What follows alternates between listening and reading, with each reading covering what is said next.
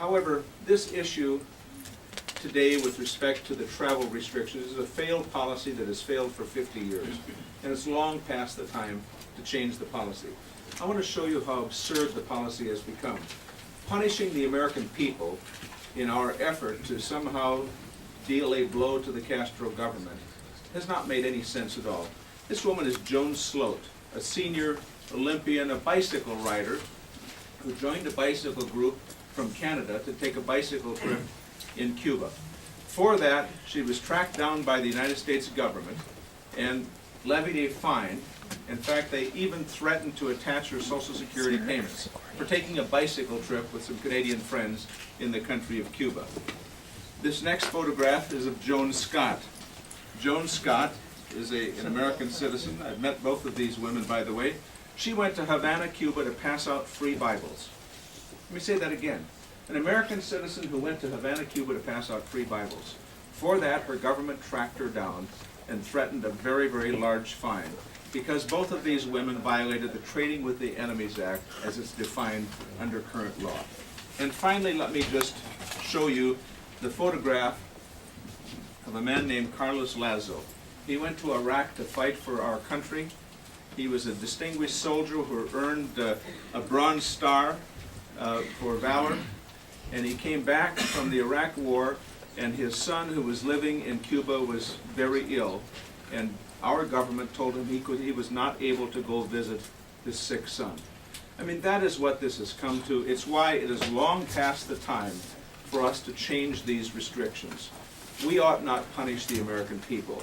We ought to have the freedom to travel in Cuba, and that's what the Freedom to Travel Act provides. Thank you. It's been a pleasure to work with Senator Dorgan on this issue, and yes, we've been working on it for years. I joined him when I got here, and that was 12 years ago. It's been an interesting process. The reason that I was involved in it originally was because a man named Manuel Lopez had been born in Cuba and now lives in Jackson, Wyoming. And he was taking advantage of the law we used to have where you could visit your relatives once a year. And he visited his mom and dad in Cuba. He got on a plane and came back, and on the way back, his dad died. We kept him from going to the funeral for his dad so that he had that year before he could go back.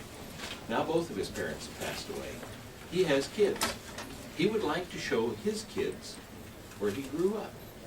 He can't go there because he doesn't have any living relatives.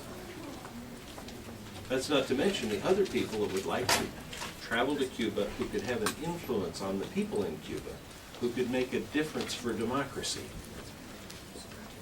We've had exchange groups that used to get to go to Cuba, but don't get to go to Cuba anymore. Every time that we have brought up one of these bills, there's a downside to it. The downside to it is that Castro has always done something that really violated human rights and raised the ire of the American people, who said, how can you possibly eliminate any of the restrictions on Cuba? Well, that's exactly why they do those things. They don't want us to reduce any of those restrictions. They don't want the interoperation, the intercommunication with American citizens. They don't want that. It would make a difference. Now, we've been doing this for 50 years. 50 years we've been saying you can't go there. Now, my dad always said, if you keep on doing what you've been doing, you're going to wind up with what you got. So every once in a while, try something just a little different. And that's what we're doing with this bill. We're trying something just a little different. And I think it will make a huge impact.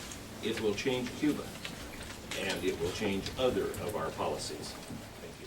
Our goal is obviously to bring change to Cuba, democratic change to Cuba. I happen to believe that for 40 years this policy has done just the opposite. I think it's perpetuated the situation.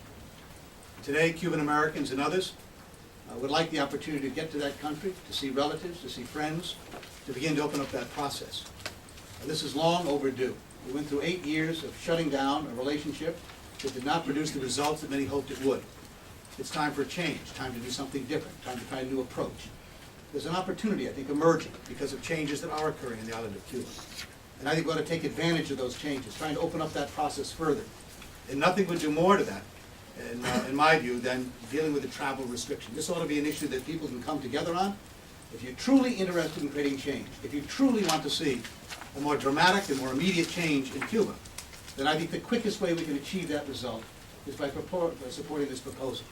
So I thank my colleagues on a bipartisan basis that are urging this kind of a move. And we would hope the Obama administration would support it as well.